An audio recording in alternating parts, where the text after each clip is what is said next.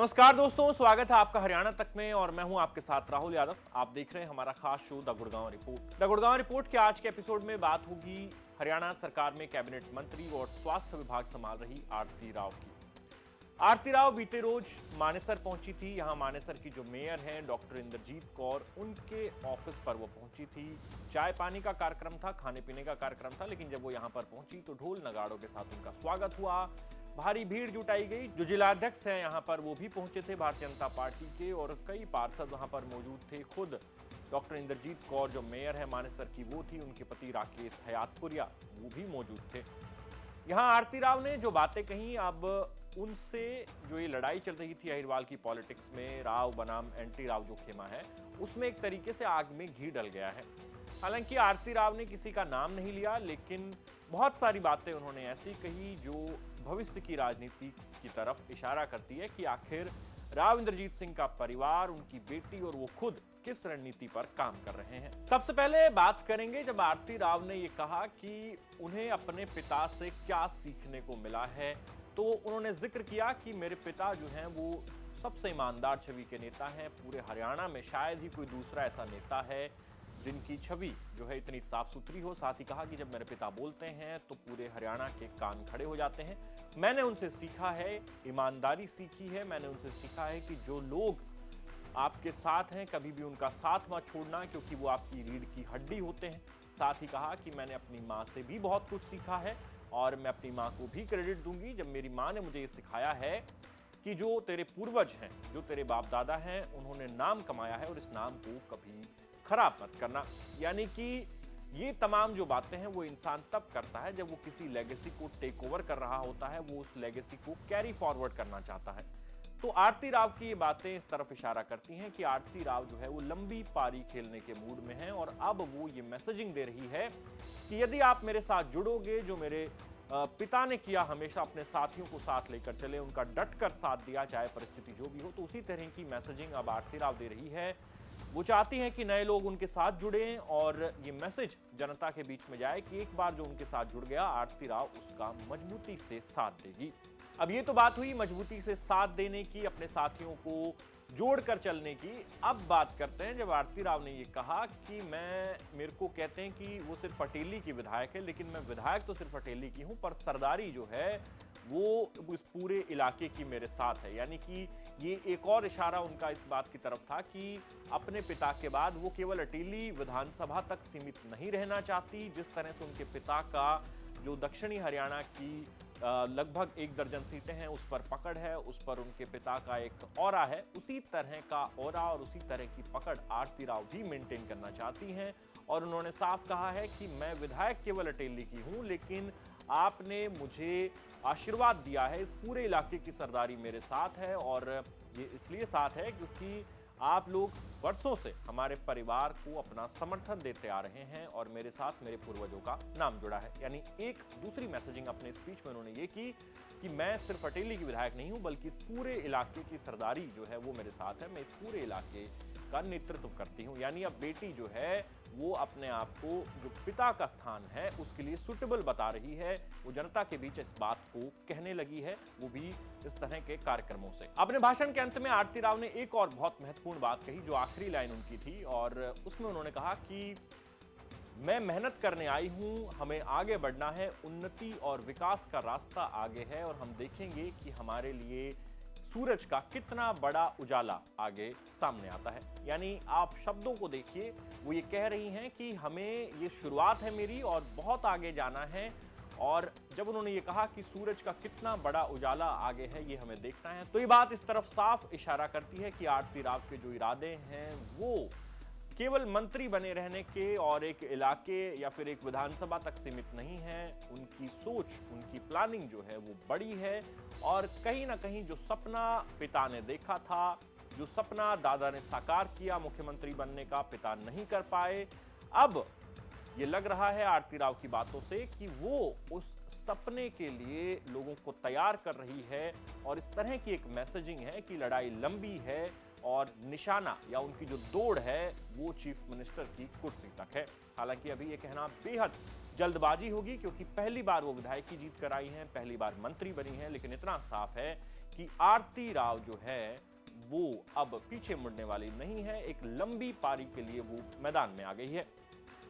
अब अपने इस भाषण में उन्होंने किसी विरोधी का नाम नहीं लिया, लेकिन ये जरूर कहा कि जो लोग विरोध करते हैं उनका कोई वजूद नहीं है। इस तरह की बातें वो दोहराती आ रही हैं लगातार। तो कुल मिलाकर ये कहा जा सकता है कि राव इंद्रजीत सिंह की जो बेटी है वो अब लोहा लेने के लिए मैदान में आ गई है विरोधियों से, और अब पिता के साथ साथ बेटी भी जो है इस लड़ाई में कूद गई है। देखना यह होगा कि आरती राव जिस लंबी सोच के साथ चल रही है उसमें वो कितना सफल होंगी। अंत में आप उनका मानेसर की मेयर डॉक्टर इंद्रजीत कौर के दफ्तर पर दिया गया ये पूरा लगभग 7 मिनट का भाषण सुनिए और हमें कमेंट सेक्शन में लिख के बताइए कि आपका इस रिपोर्ट पर क्या कहना है। सर में आए, मुझे बुलाए गए। हमारी सबसे पहले तो अध्यक्ष जी आए हैं, हमारे अजीत यादव जी, हमारी आज की संयोजक और बहुत ही प्यारी और कर्मठ मेयर साहिबा इंद्रजीत यादव जी, डॉक्टर इंद्रजीत यादव जी, ये भूलना नहीं चाहिए। हमारे नए मार्केटिंग कमेटी के चेयरमैन मनोज मोकलवास जी, यहाँ पे बहुत सारे पार्षद आए हैं नगर निगम के, वहां भी बैठे हैं, यहाँ भी बैठे हैं सभी पार्षदगण।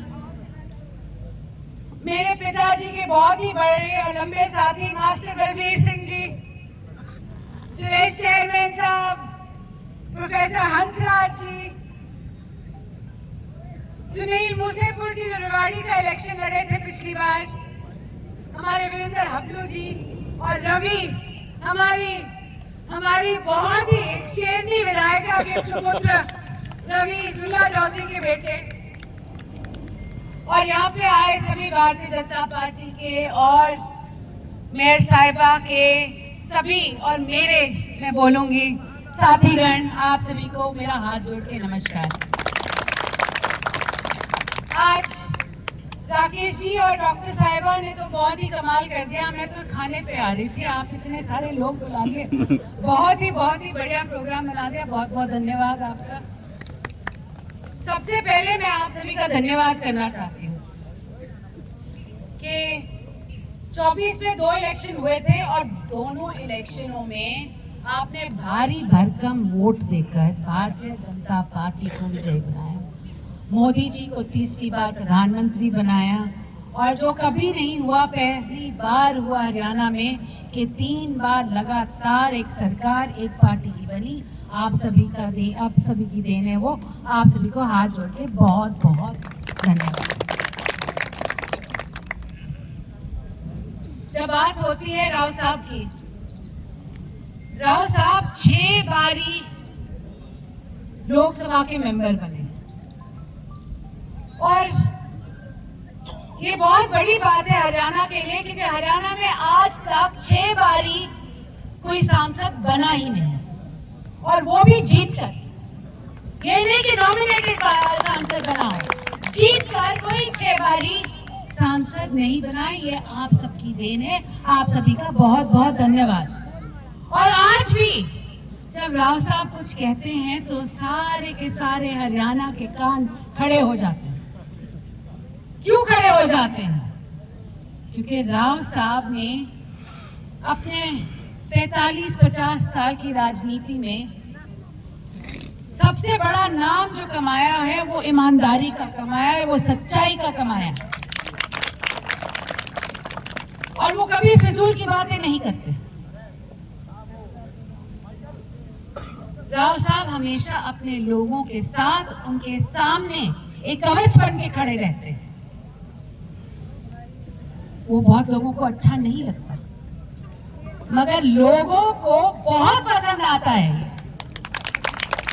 क्योंकि उनकी सच्चाई, उनकी हक की लड़ाई लड़ने वाला एक ईमानदार सिपाही, उनके सेनापति उनके सामने हमेशा खड़े रहते हैं।